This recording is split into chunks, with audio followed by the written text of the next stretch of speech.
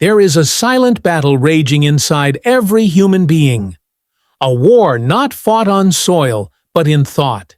The greatest conquests in history were not won on battlefields, but in the chambers of the mind. Every life ever changed, every fortune ever built, every mountain ever moved, began with one decision: to master the mind, or to be mastered by it. You were born into this world with two forces pulling at your soul. One whispers doubt, the other dares you to believe. One says, play it safe. The other cries, take the hill. And the one you listen to becomes your master. This is not metaphor. This is law. The man who obeys fear becomes its slave. The one who obeys faith becomes unstoppable. If your mindset is weak, it does not matter how skilled you are. A brilliant mind, undisciplined, is a prisoner of its own potential. But a trained, locked-in, purpose-driven mind? That is a weapon of divine proportion. You think you're fighting your circumstances, but your real enemy is the belief system you inherited and never questioned. You were programmed by culture, by family, by failure, and most of it wasn't your fault. But your freedom? That is your responsibility. Look at history. Carnegie didn't inherit wealth. Edison didn't inherit intelligence. Lincoln didn't inherit power. They all inherited something more dangerous: limitation. And yet, they rewrote the code. They seized the power every human has, but few ever use. The power to think independently, to decide what thoughts to allow, what beliefs to obey, what mindset to command. You are not the victim of your mind. You are its commander. But if you don't step into that role, someone or something else will. Fear, comfort, laziness, the voice of the world. The chains are subtle, but they are real. The mind is a servant, a tool. It will carry out whatever orders you give it. Consistently, obsessively, and without mercy. If you feed it weakness, it will manufacture excuses. If you feed it power, it will create empires. You are either the architect of your thoughts, or the casualty of them. This is the first truth of transformation. Mindset is not an accessory. It is not a positive affirmation taped to a mirror. It is not a vibe or an Instagram quote. It is the steel framework of your life. And if you don't build it with intention, life will hand you the blueprint of mediocrity. So ask yourself, right now, what are you obeying? The voice that tells you to hit snooze, or the voice that dares you to rise before the sun?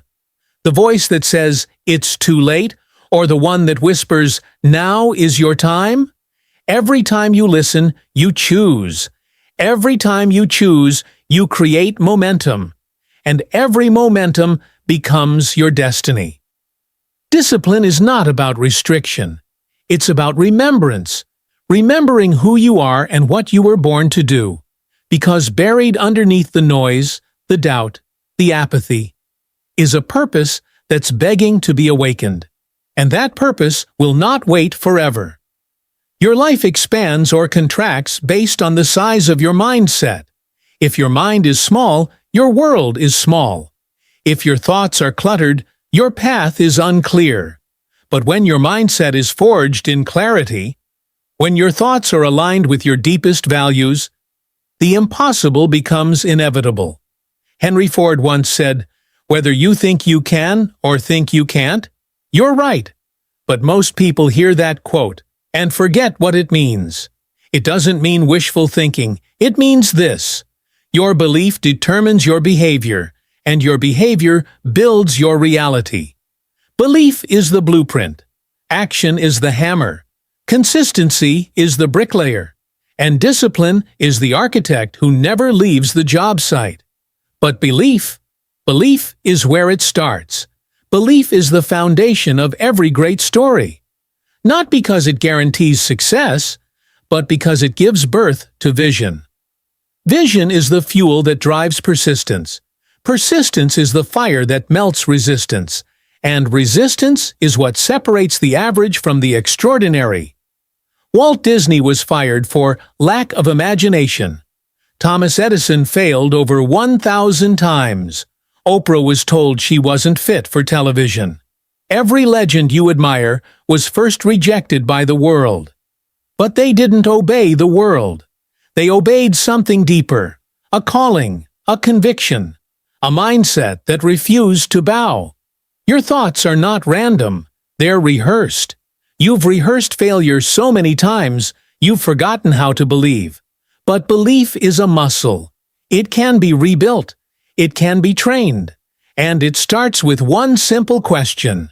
What are you feeding your mind? Because your mind is always listening to the words you speak, the shows you watch, the people you surround yourself with, the silence you avoid, the decisions you delay, the complaints you repeat, the dreams you suppress, the lies you tolerate. Your environment is not neutral. It is programming you constantly. You can't bathe your brain in poison and expect power. You can't marinate in mediocrity and XP. A man without vision is a ship without a compass, tossed by waves, driven by wind, at the mercy of every storm. But vision turns the storm into fuel. It gives meaning to pain, direction to effort. Vision is not fantasy.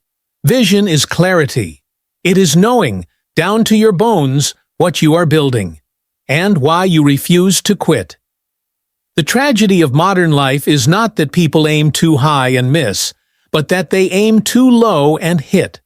They shrink their vision to match their comfort.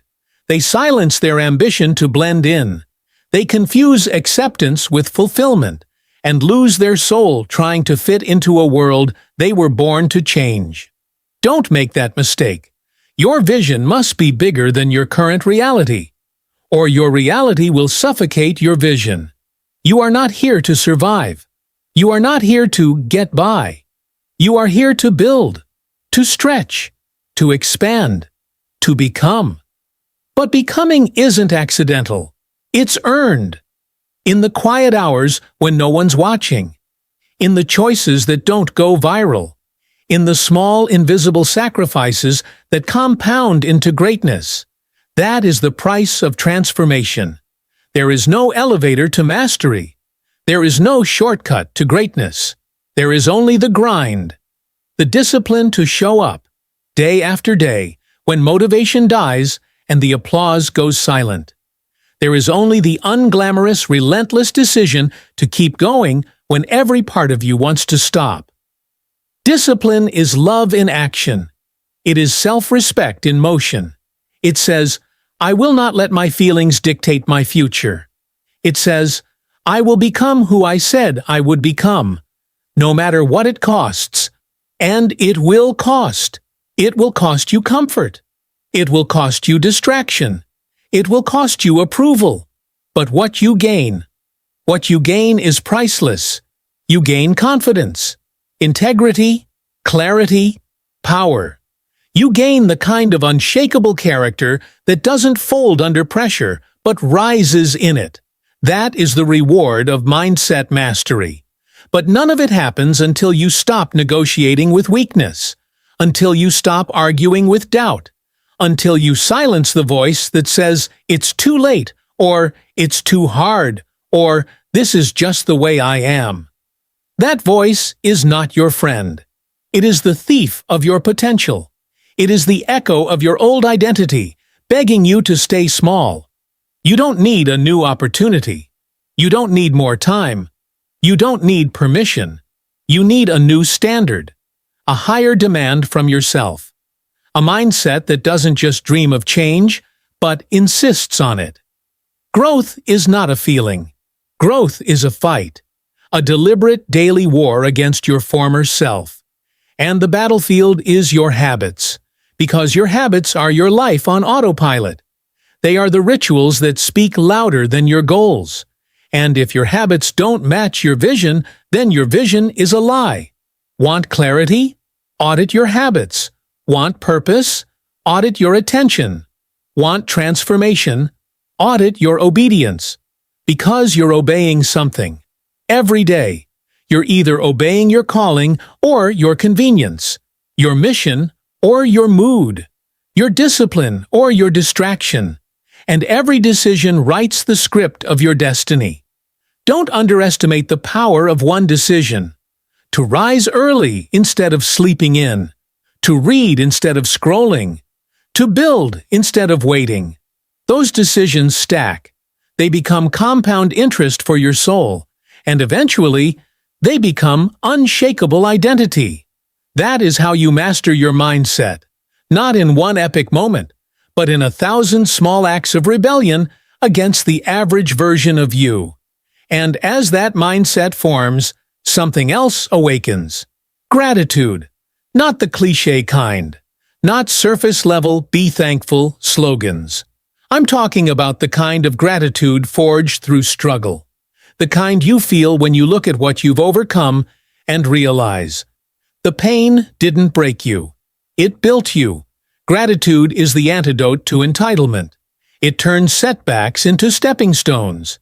It rewires the brain to see opportunity instead of lack.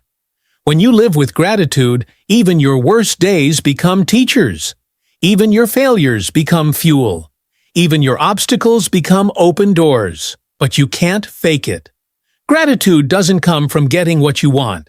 It comes from knowing who you are and refusing to let your blessings go unnoticed. It is a mindset of abundance in a world addicted to scarcity. And it changes everything. Because when you live in gratitude, you stop chasing approval. You stop obsessing over what you don't have. You stop living in comparison. You lock in. You rise up. You elevate the room without saying a word. You become magnetic because you no longer need to impress. You're too busy expressing the truth of who you've become. And that is real power. Not status, not fame, not likes or followers. Power is clarity. Power is purpose. Power is presence. It's walking into a room and knowing exactly who you are. Not because the world told you, but because you decided. That decision, to take control of your mindset, to live on purpose, to obey the voice of vision over the voice of fear. That is the turning point of your life. Here is a war inside you, not a war of violence, but a war of allegiance. Every moment, two masters are calling for your obedience. Fear or faith, doubt or vision, reaction or intention, safety or expansion, and who you choose to obey, not once, but repeatedly. That becomes your master. That becomes your identity. That becomes your life. This isn't philosophy. This is physics of the soul. Obedience is energy. It gives power to the thing you serve. Feed your distractions, and they grow stronger. Serve your vision, and it begins to move mountains. Give your time, your thoughts, your loyalty to what is beneath you, and you shrink to match it. But give yourself wholly to what is above you, and you will rise. You don't need to feel ready. You need to feel responsible. Responsible for your energy. Responsible for your thoughts. Responsible for what you allow to sit on the throne of your attention. Because attention is worship. And you become what you worship. You become what you repeatedly obey. So ask yourself now, who have you been obeying? The voice that says you can't, or the whisper that says try again? The master of comfort, or the commander of calling? Have you been owned by opinions, paralyzed by overthinking, shackled to a false self-image you inherited instead of chose? This is the moment you break free. Because identity is not a sentence. It is a decision, reinforced by daily discipline. You are not stuck. You are not small. You are not too late. You are exactly where you need to be to begin again.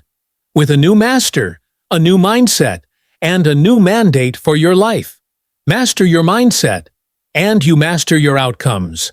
Master your mindset, and you no longer chase success. You attract it. Master your mindset, And even in loss, you learn. Even in pain, you rise. Even in silence, you lead. But you must decide. Now, not tomorrow. Not after one more excuse. Not after one more delay. There will never be a perfect moment. Perfection is the disguise of procrastination. Clarity comes in motion. Confidence comes in doing. So start. Even if you stumble. Even if you shake. Even if no one claps. Especially then.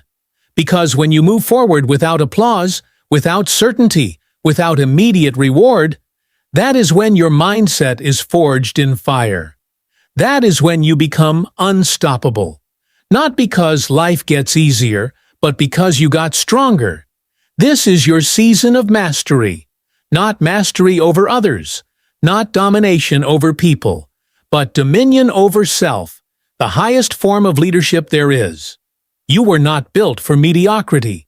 You were not designed to exist on autopilot. You are not here to obey fear for one more day. You are here to awaken, to disrupt, to renew, to rebuild your life from the inside out, with boldness, with belief, with unbreakable intention. So rise. Rise not because you feel ready, but because your future demands it. Rise not because the path is clear, but because the vision is. Rise not because it's easy, but because it's worth it. Master your mindset, and you master your energy. Master your energy, and you master your time. Master your time, and you master your habits. Master your habits, and you master your character.